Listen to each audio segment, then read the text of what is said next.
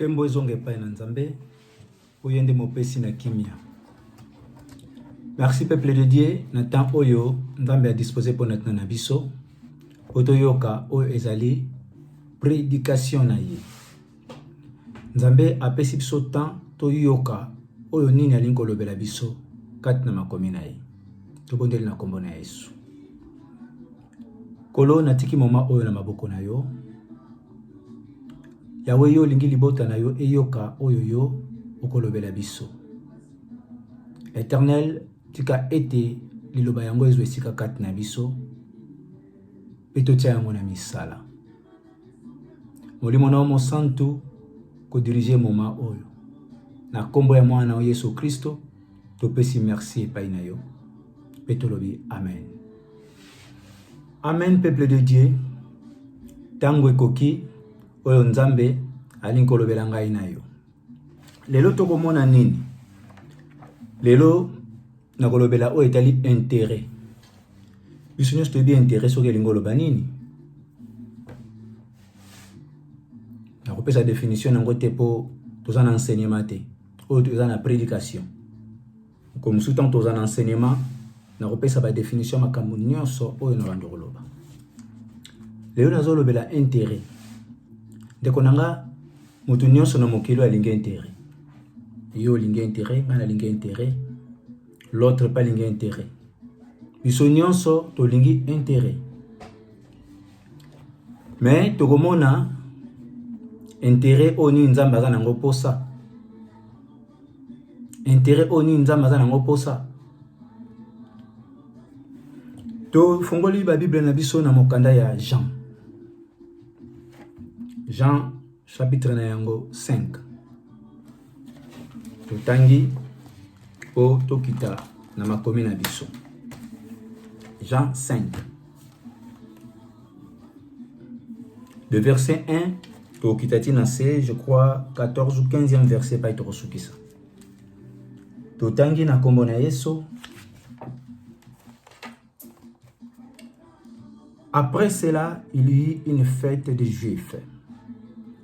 Et Jésus monta à Jérusalem. Or, à Jérusalem, près de la porte de Brebis, il y a une piscine qui s'appelait en hébreu Bethesda. Et qui a 5 portiques. Sous ces 5 portiques étaient couchés un grand nombre de malades, des aveugles, des boités, des paralytiques, qui entendaient les mouvements de l'eau. Car un ange descendait de temps en temps dans la piscine et agitait l'eau, et celui qui descendait le premier, après que l'eau avait été agitée, était guéri, quelle que fût sa maladie. Là se trouvait un homme malade depuis 38 ans. Jésus l'ayant vu couché et sachant qu'il était malade depuis longtemps, lui dit: veux-tu être guéri? Le malade lui répondit: Seigneur, je n'ai personne pour me jeter dans la piscine quand l'eau est agitée. Et pendant que j'y vais, un autre descend avant moi. Lève-toi, lui dit Jésus, prends ton lit et marche. Aussitôt cet homme fut guéri, il prit son lit et marcha. C'était un jour de sabbat. Les Juifs dirent donc à celui qui avait été guéri: c'est le sabbat, il n'était pas permis d'emporter ton lit. Il leur répondit: celui qui m'a guéri m'a dit, prends ton lit et marche. Amen. Tosukina, 11e verset. Nakomeka ko limbola lisolo wana mwa moke vite fait avant to ken explication. Totangi bien kuna Jésus amataki na Jérusalem. Petanga ke na Jérusalem akomi na esika moko na piscine ya Bethesda. Na piscine ya Bethesda kuna ba malade bazaki ebele. Ba malade bazaki ebele. Ezaki esika moko reconnu pona koya kozwa lobiko. Ezaki esika moko bazaki komema ba malade. Même malade za makasi ndenge nini. Soki ba mimi na piscine ya Bethesda kuno kozwa lobiko. Mais lobiko ebende ko se passer ndenge nini. Lobiko ebende ko se passer, il faut ange akita.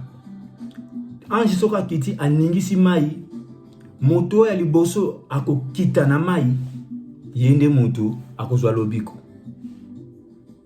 Donc, ezali kosala de temps en temps ange abandaki kokita aningisi mai, pe oyo akokita le premier na mai wana azwi lobiko. Alors ba malade bazaki ebele, pe bazaki kozwa lobiko mokolo na mokolo. Mais moko azalaki wana, Bible na biso abela, ça fait 38 ans. Ça fait 38 ans na malade. Mais moi azwa lobiko ezalaki te. Botu na ngai pourquoi moi azwa lobiko ezalaki te? Parce que soki azokende po akita na mai, mutu azali kokita avant ye. D'habitude nzoto soki za makasi te po sala likambo ezalaka mwa pasi. Ezalaka mwa pasi. J'imagine que mutu oyo donc azalaki pena très faible physiquement. Parce que likambo lobiko oyebi ke kuna lobiko ezali tango anja okitisa mai okosala ba effort nyonso po kita le premier ozwa lobiko. Mais ye awumelaki esika wana. Awumelaki esika wana donc akwaka kozwa lobiko te. Pourquoi? Parce que azalaki très malade, très faible. Très faible. Alors Jésus tanga ye nesika wana a remarqué que moto yo awumeli na malade. Pe posa ya Jésus ezalaki ke moto wana azwa lobiko. Yoka moto na Jésus atunaki ye, olingi obikisama. Olingi obikisama. Mais yoka réponse moto azobela azana posa azwa lobiko, mais yoka réponse na ye et pas yetire attention na ngai. Yesu atuni olingi obikisama, mais ye réponse te ezalaki abi kolo. Nazana mutu te oya kobwaka nga na mai. Tango nyonso anja zoya koningisa mai so na telemi na kende, moto mosusu ake avanga ye adindi azwi lobiko. Jésus atunaki ye question te ke ozana mutu te oyo akodiniso na mai. Jésus questionne ezalaki olingi obika. Mais ye a répondre que nazana mutu te oyo akodinisa na mai. C'est que mutu wana a remarquaki ke batu mususu bazaki na batu na bango. Et que soki mai ningani anja ya ningisi mai. Allez, bango badinisi mutu na bango na mai après mutu azwi lobiko. Parce que soka mona ki angote alinga ko répondre bongo te. Foezala amona ki ke batu mususu bayaki na batu na bango. Ndenge biso nyosto yebiso ko bobelisa mutu. Famille za katuto tura mutu wana. Baninga baza katuto tura mutu wana. Baye ko rendre visite. Mais ye azaki na mutu te. De toute façon soko so beli mingi même famille lembaka. Même famille olemba yo bia yepe bakomi ko souhaiter ko kufa na akufa kaka di. Abeli trop, anyokoli famille, akende kaka, akende ko pema. On dirait soki mutakufi ake ko pema. On dirait mutsoka kufi ake ko pema. Tekona ngai. Toyeba ke soto kufi. Kati musuba kanza makambo esili ake ko pema, jugement zozela biso. Toko sambisama. Toyeba ka après liwa jugement zali. Wana toyeba kango deja. Yesu atuni olingo bikisama ya lobi nazana mutu to ya kobwaka nga na mai. Tango nazo lingana telema na kende mutu musu adindi avangai azwi lobiko. Et Yesu apesaki mitindo abi bon. Kanga mbetu na hotelema kende. Kaka na tango wana akangaki mbetu na ye mpe azwaki lobiko na ye. Nazoteya guérison te lelo me nga na ye elobela intérêt. Na ye kolobela intérêt. Ndeko na ngai mutu oyo avandi longtemps na esika moko boye oyo lobiko ezopesama.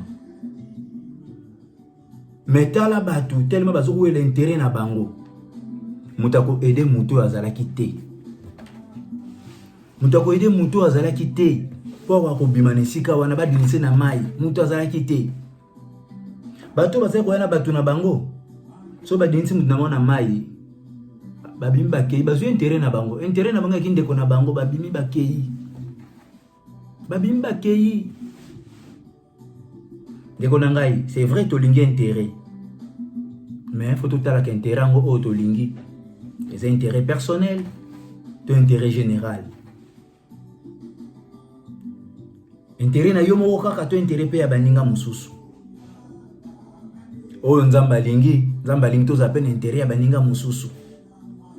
Vraiment soki bato bazaki na intérêt ya bango moko kaka te ba ko aider muto yo. Babiki muto yo ça fait longtemps to azana mutu te biso to dinsaki mutu na biso azui lobiko atoko aider pe oyo po aza maladi makasi ye pas lobiko. Mais tellement bazaki na intérêt na bango kaka oyo ya bango bakipe na bango mutu mususu te bakena bango. Bakena bango. Ndeko na ngai na yo lelo nzamba zolobela biso likambo ya intérêt. Totala kaka intérêt na biso moko te. Towela kaka intérêt na biso moko te, mais totala ka pe ya baninga. Totala ka pe ya baninga. Parce que so tozowela kaka intérêt na biso moko, tozotia baninga musu na pasi. Tala muto aumeli na pasi parce que bato bazali kotala kaka intérêt na bango. Bazosunga bandeko na bango, mais basungi yete. Ata ba maladi mususu bazaki tototo. Bazali kotala pe kaka intérêt na bango, ena zwa lobiko na wana kende. Parce que oyo bazali kodinda na mai, j'imagine que bazali plus fort que oyo azaki 38 ans. J'imagine que bazali plus fort.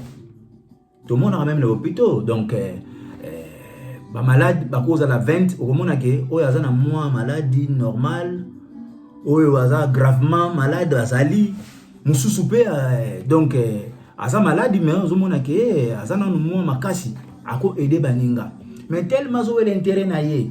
Abi na dinda na mai na kende. Na dinda na mai na kende. Ndeko na ngai, nzamba lobela ngai na olelo. To sala pona intérêt ya baninga. Oui, c'est vrai. Tant yo ko sala pona baninga, intérêt ya baninga. Yo poko okozwa kaka na kati obligé. Obligé. Intérêt général. Et ça est-il? Et ça est-il? Et ça est-il intérêt général? Ceux qui pensent bazaki na esprit à intérêt général des motos à ça qui 38 ans en été. Nda umela ki na maladie.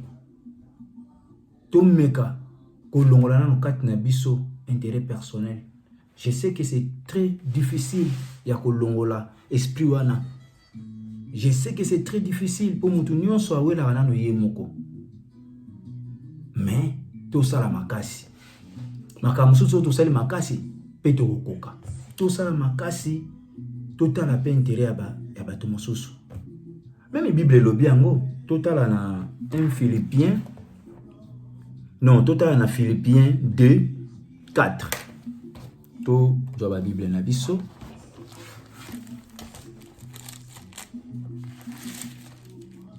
Philippiens 2 4.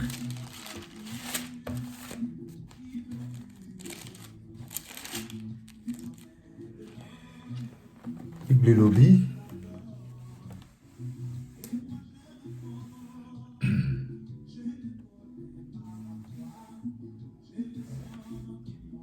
Philippiens 2 4. Bible lobby. Que chacun de vous, au lieu de considérer ses propres intérêts, considère aussi ceux des autres. Alléluia. Donc, au Bible, le Bisso, que chacun de nous aurait de considérer ses propres intérêts. Considère aussi ceux des autres. Tout à l'heure, intérêt na bisoté, tout à l'heure, à baninga. Tout à l'heure, à baninga. Même les lots, en boka na biso bongate parce que tout à l'heure toujours intérêt na biso. Montazu pouvoir. Awel na famille na ye. Awel na no bandeko na ye. Orata la peuple. Moto batie mokonzi na société. Aweli na no ye mokondaku na ye. Fona so mana no ndaku. Obosani kosala kana baninga. Ndeko na ngai. So itota kaka intérêt na biso moko. Na biso makambe belé ko marché te. Makambe belé ko marché te. Nzambe soka tala ki intérêt na ye. Anga otika to kufa. Matala ki intérêt na biso. Atindi mwana na Yesu Kristo abi o peuple na ngafona bikisa bango. Atindi mwana na Yesu Kristo. Atindi mwana na Yesu Kristo po le lobiso to bikisama.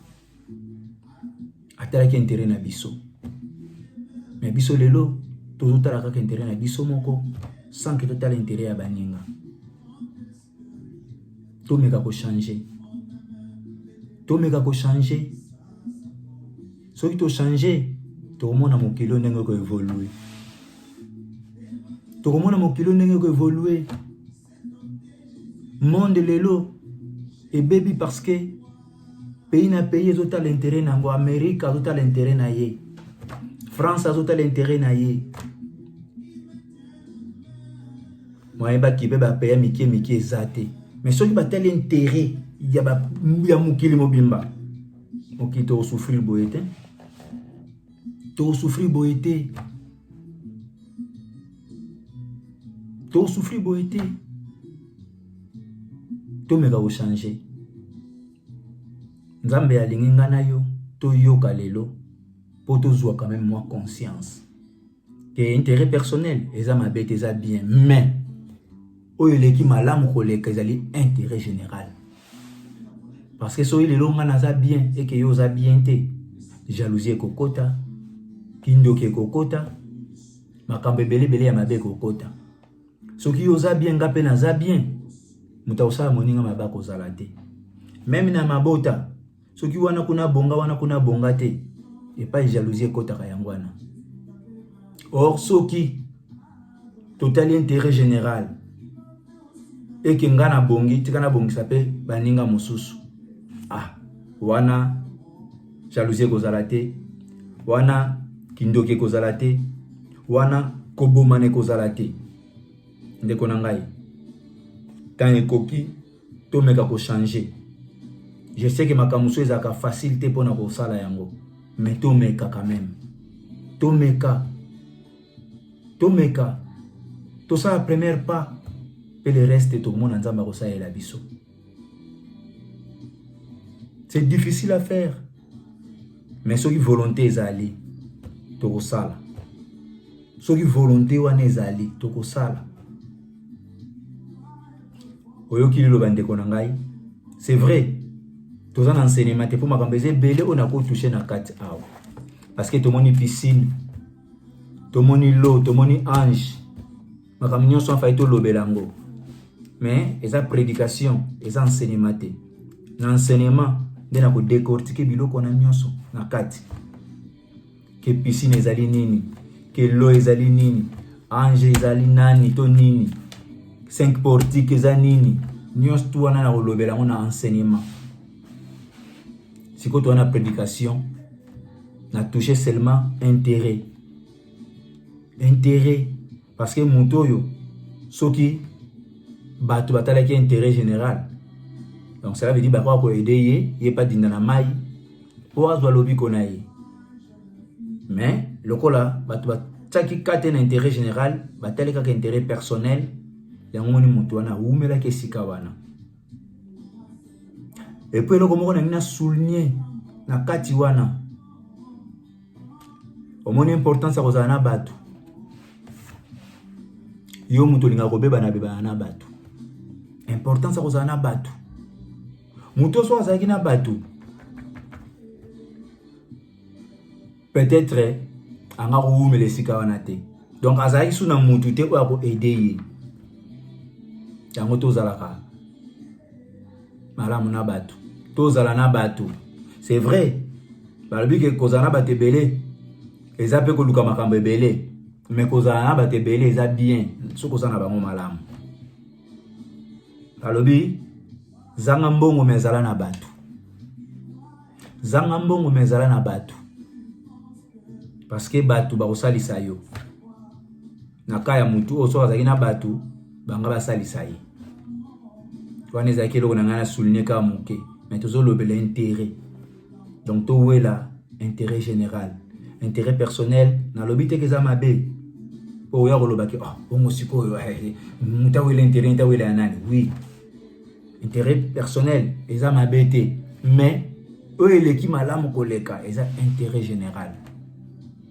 Nzambe asungi ngana yoto yoka poto meka kosalela to tsana misala. Même si vous avez la passe, mais ceux qui ont la volonté, de quoi arriver. Merci. Que Dieu vous bénisse.